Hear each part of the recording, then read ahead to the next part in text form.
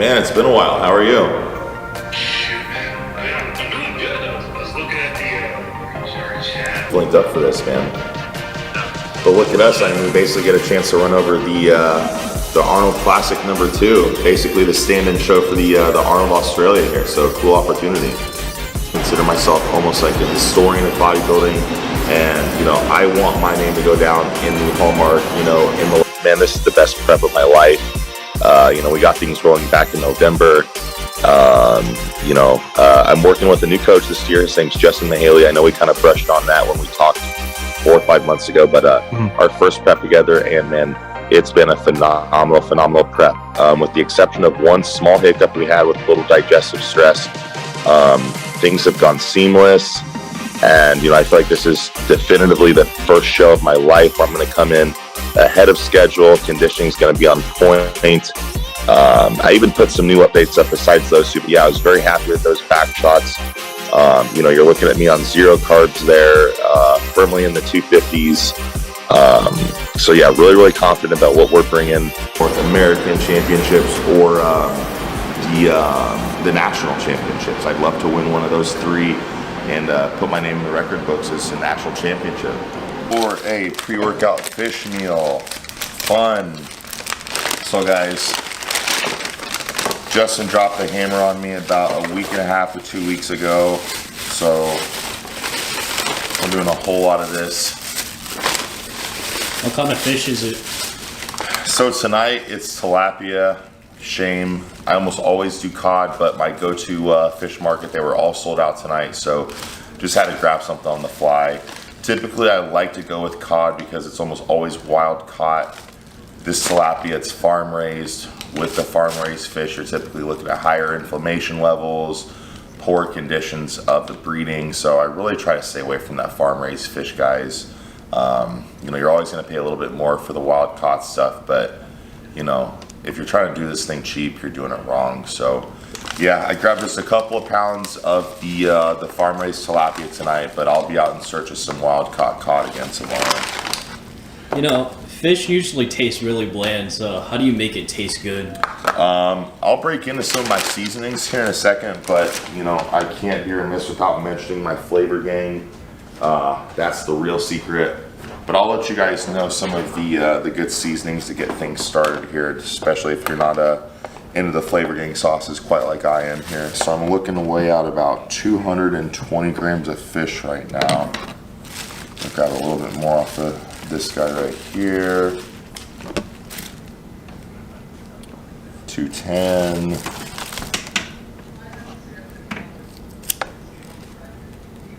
Yeah, we're a little over. I'm gonna cut it back. 218, close enough. Okay, all right guys, so a couple of the things that I've been using to really spice up the food before I throw the flavor gang on top. I'm a big fan of this Umami Seasoning. I get this at Trader Joe's. Umami is basically one of like the 5 like major like tastes that you can reference. It comes from mushroom powder, so very good savory spice, kind of makes a lot of your stuff taste like Asian food. So I'm gonna douse my stuff in some umami. All right, next up I'm gonna use a little bit of garlic salt. This one's got a couple different types of onion and garlic in there. Big fan of the basics.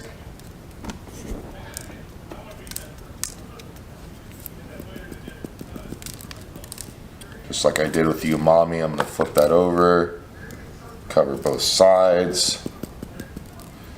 Now, in the off season, if I was cooking fish, I'd be able to really oil this up, and that's gonna make your seasoning stick a lot better. But unfortunately, I'm on basically 0 carbs and 0 fat, so we're gonna do our best with just a little bit of non-stick cooking spray, which we will use with the air fryer. All right, guys, we're about to get the air fryer prepped up for this little fish fry. Now, I've got a little hack for you. I do have a clean air fryer for you, but if you're not in the mood to clean this every single time you use it, you can actually base this with the foil, and I actually prefer to do that whether my air fryer is clean or not.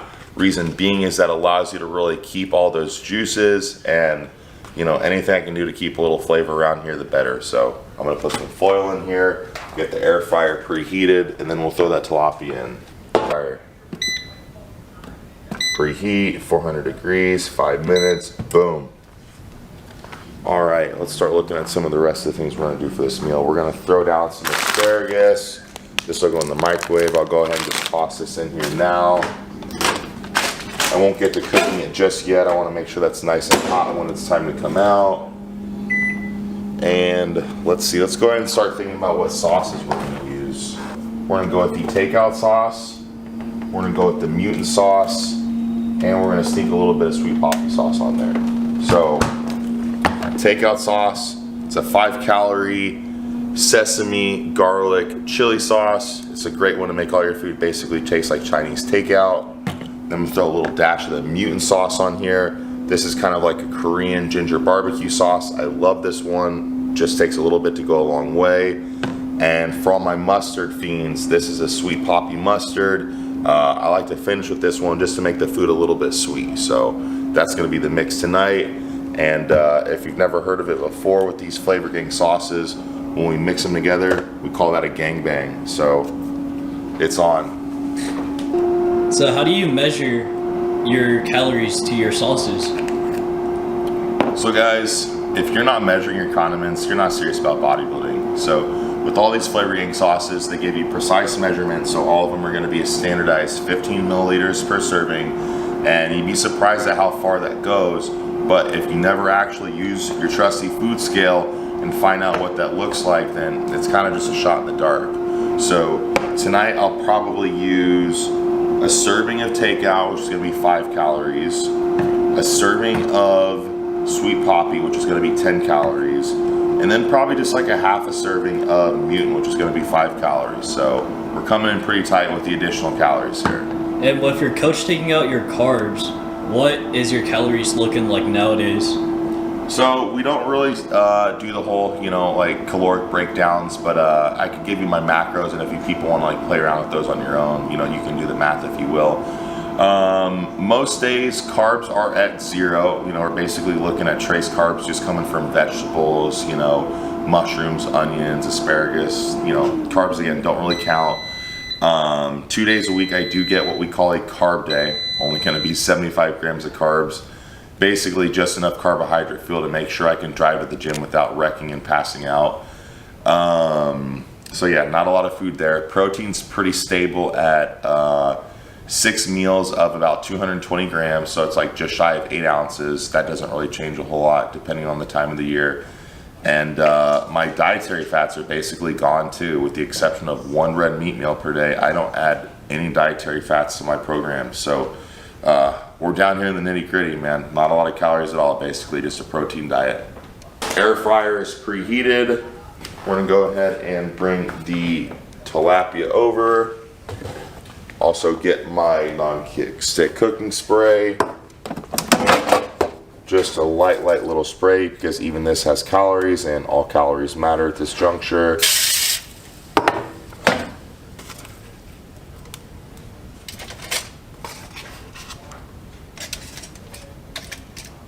You'd be surprised how good this looks to me.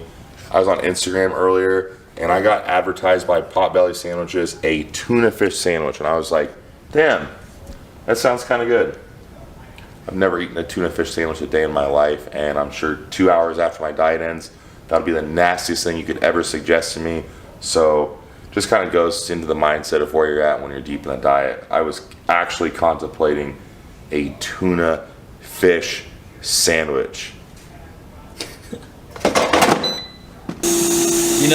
The most tragic thing about prep must be trying to escape the food ads you might get on social media. No, man, you know what? You'd actually be surprised. Like looking at food online or like being in the store and seeing it, that actually does like a lot for like the mental stimulation. It's the actually being around the fresh prepared food and being around the smells and the sights of it. That's what will really fuck you up. But like thinking about it online or seeing pictures of it or like contemplating like what you would do with that newfound freedom, that actually will keep you going. Like I find myself, I'll go into places like grocery stores and convenience stores and just kind of like look around and think about all the stuff I might pick, if my diet was over tomorrow. And you'd be surprised, it really doesn't make me go too crazy. It actually kind of keeps me locked in and keeps me focused and keeps me centered. But yeah, it's when my wife sits down with a cheat meal like 2 feet in front of me, that's when shit gets a little hectic, and yeah, that's when it gets difficult. That's the real challenge, when you can actually catch the wafts of the food, when you can literally see it sizzling and steaming, like that'll fuck you up. So you gotta be careful who you spend your time with close and deep into these preps. It takes forever to cook the food, huh? It does, and it goes so fast. You know, in the off season, I'll typically like purposely plan for like about an hour and a half from like my last bite to like when I enter the gym. Whereas when I'm at this phase of the process, I'm basically putting on my training clothes and getting my pre-workout shake together like 2 seconds after my last bite, because, you know, I'm so hungry from just eating the fish and the asparagus that, you know, in my mind, I'm basically already on the clock to like, when's the next meal? You know, like, of course, you know, you want to get that quality, good training in, but you're also thinking like, shit, how fast can I get this in before it's time to eat again? So, yeah, that's where I'm at. You know, the food doesn't go very far. Alright, let's go ahead and get this fish onto the plate. So like I said, guys, cooking it in the foil really kind of traps in some of those juices.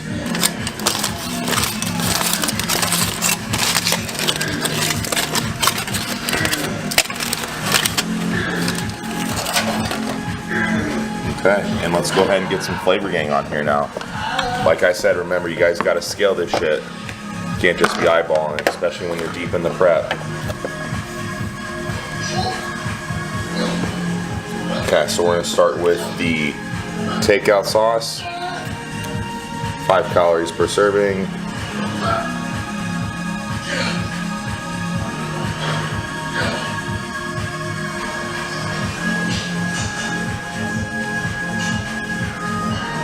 There we go. Next up, just got a little bit left in my mutant bottle sauce, so I'm gonna finish this guy off. This really just gives me a nice little ginger flavor, which really Asians up my food. I like that a lot.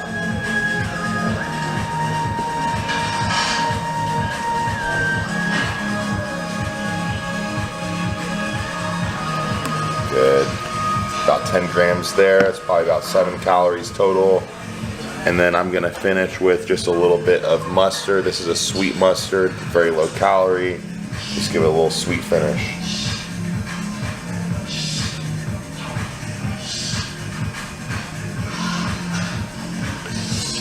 Perfect, 5 calories from there. There you have it, flavor gang, some tilapia and some asparagus, pre-workout meal.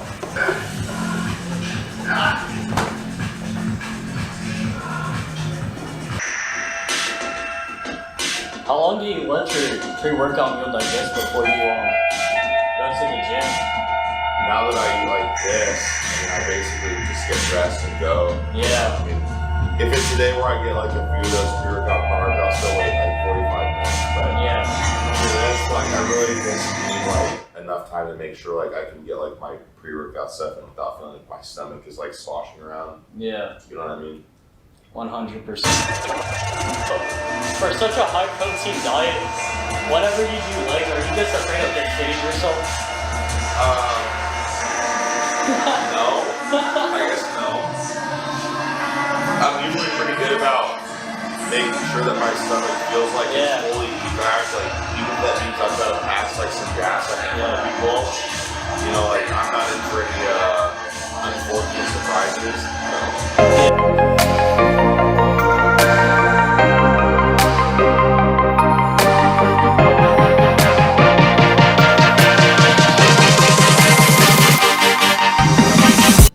God, it's already over.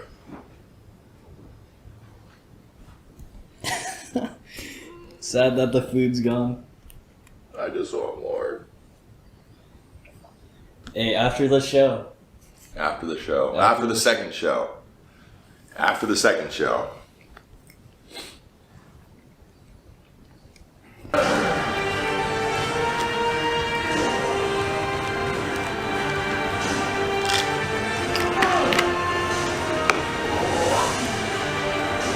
Looks like you did a couple of push-ups before you hopped on the video.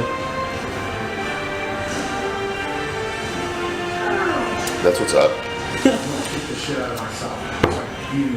Yeah, dude, it's hard for me to really get flattened out. Friday, Saturday night, both nights. Trust me, my coach is trying. He's fucking trying. Alright guys, we're going to throw in just a little bit of the Nootropic Brain Blitz in here, just a little bit of focus factor.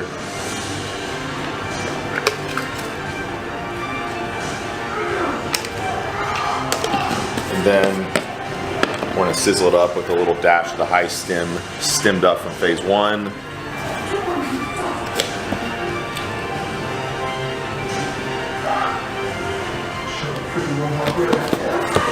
Gotta love these flavors here. We've got the candy apple, we've got the mind candy. Should taste pretty good.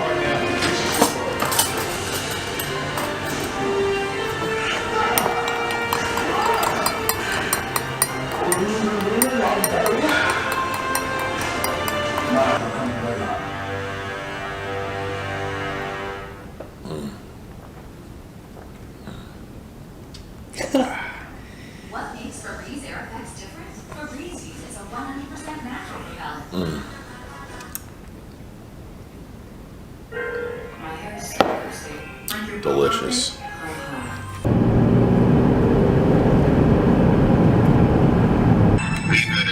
So Ty, when you go to the gym, how do you start motivating yourself? Is there any rituals you do? You know, I'm a very ritualistic guy when it comes to going to the gym. I would say for the better part of the last like 5 to 7 years, Machiavelli motivation and Nick Androvich motivation videos have been a huge part of my motivation process.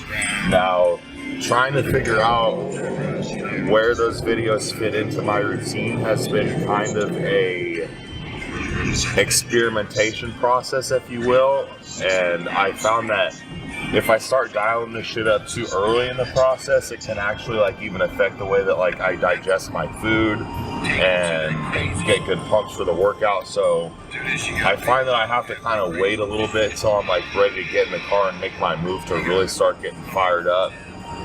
But yeah, once I'm in the car, it's pretty much always Machiavelli motivation. You know, I know some people, they've got their favorite musicians and their favorite artists, but I just like to tap into, you know, this legendary bodybuilding shit that's been pushing me for the better part of the last 15 years, you know. So not only is it specifically like the Machiavelli and the Nick Andro vision, but you know, I really like to seek out the you know, the content from like the 90s and the 2000s, because these are the guys that really motivate me. You know, these are the real gladiators to me, the real heroes of the sport, you know, the real legends, you know. And to me, legends never die. So, you know, these guys are iconic. These guys are immortal to me. So, you usually go to the gym with Danny. So No, I don't. So, I mean, we usually train together, but I don't usually go with him. I always go by myself. Yeah. I always try by myself. Yeah. But on that topic, how do you feel about him getting the points in Ukraine? So, Ty, you do personal coaching for a living. So, how do you feel being on prep has affected your coaching at all, if it has affected your coaching at all? So that's a good question, man. That's something I anticipated, like, from a pretty early onset with this process, and understanding that, you know, cognitive function and, you know, willingness to go the extra mile in a lot of respects in life does tend to go down, you know, as you get deeper and deeper in the process. So I decided pretty early on that I was going to cap my business for a little while and really just focus in on, you know, some of the athletes I've been lucky enough to take on and bring on board to my team, and really just pour into those people that I already have those pre-existing relationships with. Because one thing that in this deep process I know true to myself that I don't have within me is the ability to try to like foster new relationships with new individuals. So yeah, I'm really just honed in and focused on the people that I'm already working with, and you know, I'm lockstep with all those people. And I think if you asked all of them individually, they wouldn't tell you that they've lost any degree or quality of service from me. I'm just simply not in a period where I'm trying to grow the business right now. I'm really just trying to keep the business on lock, make sure it doesn't fall back, and you know, doing all that with the expectation that with all the good things that are coming my way and how hard I'm working for them, the business opportunities are going to flow like wine and water, you know, once I get out of this next contest prep phase. So, you know, just gearing up for that, you know, future growth and positivity as well, and making sure I'm ready and able to capitalize on it.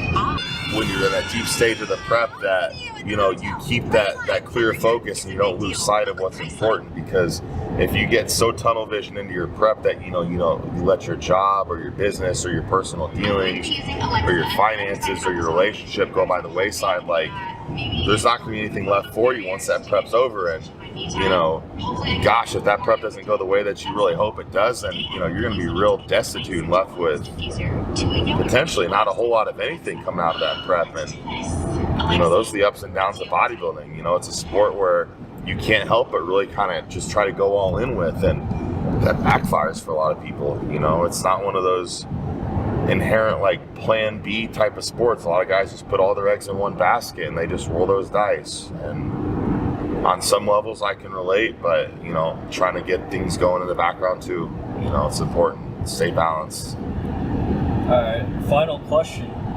So, bodybuilding is considered a lonely sport. How do you deal with the loneliness of bodybuilding? I mean, I would say it's a lonely sport for some people, but I would say in my particular situation, I've been lucky enough to surround myself around like-minded individuals. You know, first and foremost, my wife, who, you know, we bonded together originally in 2017 through this bodybuilding experience.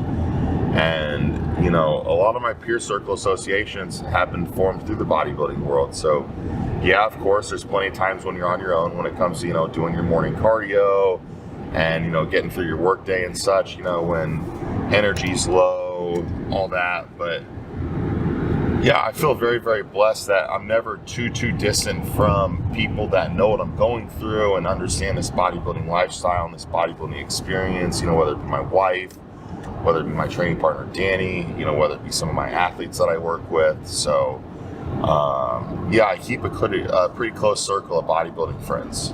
Helps a lot.